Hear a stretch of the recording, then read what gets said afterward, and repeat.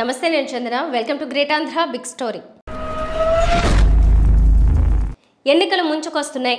కేంద్ర ఎన్నికల సంఘం అధికారులు 2 రోజుల పర్యటన నిమిత్తం ఆంధ్రప్రదేశ్కు వచ్చారు. ఫిబ్రవరిలో ఎన్నికల నోటిఫికేషన్ వచ్చే అవకాశం ఉంది.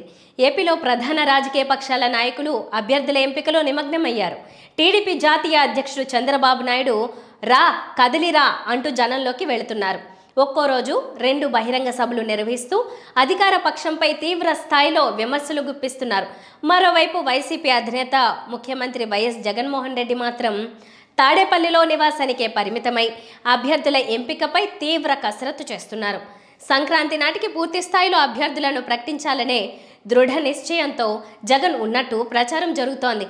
ఒకవైపు ప్రతిపక్షాలన్నీ అధికార పక్షంపై తీవ్ర స్థాయిలో విమర్శలు గుప్పిస్తున్నాయి. జగన్ మాత్రం అప్పుడప్పుడు బటన్ నొక్కడానికి పాల్గొనే బహిరంగ సభల్లో మాత్రమే ప్రత్యర్థులపై తీవ్ర విమర్శలు గుప్పిస్తున్నారు. ఇంతకు మించి జగన్ జనంతో మమేకం కాకపోవడం వైసీపీ శ్రేణుల్ని ఆందోళనకు గురిచేస్తోంది. జగన్ ఇంకెప్పుడు జనంలోకి వస్తారనే ప్రశ్న వైసీపీ శ్రేణుల నుంచి వస్తోంది. ఎన్నికల సమయంలో కూడా ప్రజల్లోకి జగన్ రాకపోవటము ఒక వ్యూహమా అనే చర్చకు తెరలేచింది. జనంలోకి జగన్ వెళ్లడానికి ఇంకా సమయం ఉందని వైసీపీ పెద్దలు చెబుతున్నారు. అభ్యర్థుల ఎంపిక మేనిఫెస్టో సిద్ధమైన తర్వాత జగన్ దూకుడు ప్రదర్శిస్తారని వైసీపీ వర్గాలు చెబుతున్నాయి. అయితే జగన్ తీరు గమనిస్తే జనంలోకి పెద్దగా వెళ్లాల్సిన అవసరం లేదన్నట్టుగా ఉందని పలువురు అంటున్నారు. దీనికి కారణం ఆయన చుట్టూ ఉన్న కోటరీనే అని చెప్పక తప్పదు. రానున్న ఎన్నికల్లో 130 అసెంబ్లీ సీట్లు వస్తాయని జగన్కు సర్వే చేస్తున్న సొంత పార్టీ నేతలు చెబుతున్నారని తెలిసింది. ఒకవేళ తన పార్టీ నేతలు చెప్పినన్ని కాకపోయినా అందులో 20-30 సీట్లు తగ్గించినా 100 సీట్లకు చావులేదని జగన్ ధీమాగా ఉన్నారని తెలిసింది. అందుకే ఆయన రిలాక్స్గా అభ్యర్థుల ఎంపికపై ముందుకెళ్తున్నట్లు ప్రచారం జరుగుతోంది. కానీ క్షేత్రస్థాయిలో వైసీపీకే అధికారం వస్తుందన్న పరిస్థితి లేదని జగన్కు ఎవరు చెప్పాలనే ప్రశ్న ఉత్పన్నమవుతోంది. వైసీపీ వర్సెస్ టీడీపీ జనసేన కూటమి పోరులో ఫలానా వారికే అధికారం వస్తుందని చెప్పలేని పరిస్థితి.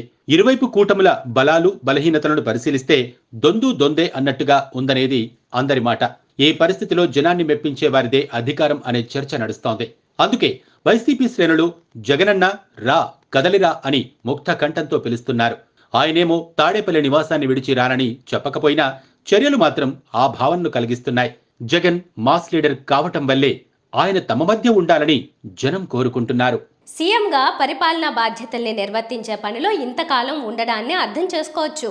కానీ ఎన్నికలకు 2-3 నెలల సమయం ఉన్నప్పుడు కూడా అదే రీతిలో ప్రవర్తిస్తే ఆ తర్వాత చాలా బాధపడాల్సి వస్తుందనేది వైసీపీ నాయకులు కార్యకర్తల ఆవేదన. తన పార్టీ శ్రేణుల ఆవేదన ఆక్రోశాన్ని జగన్ గుర్తించి జనంలోకి వెళితే రాజకీయంగా ఆయనకే మంచిది. మరోవైపు 7-10 వయసు పైబడిన ప్రధాన ప్రతిపక్ష నాయకుడు చంద్రబాబు నాయుడు దూకుడు ప్రదర్శించడాన్ని తక్కువ అంచనా వేయొద్దనేది అధికార పార్టీ శ్రేణుల సూచన. ఇది వాటి బిగ్ స్టోరీ. మరిన్ని టాపిక్స్తో మళ్ళీ కలుద్దాం. నమస్తే.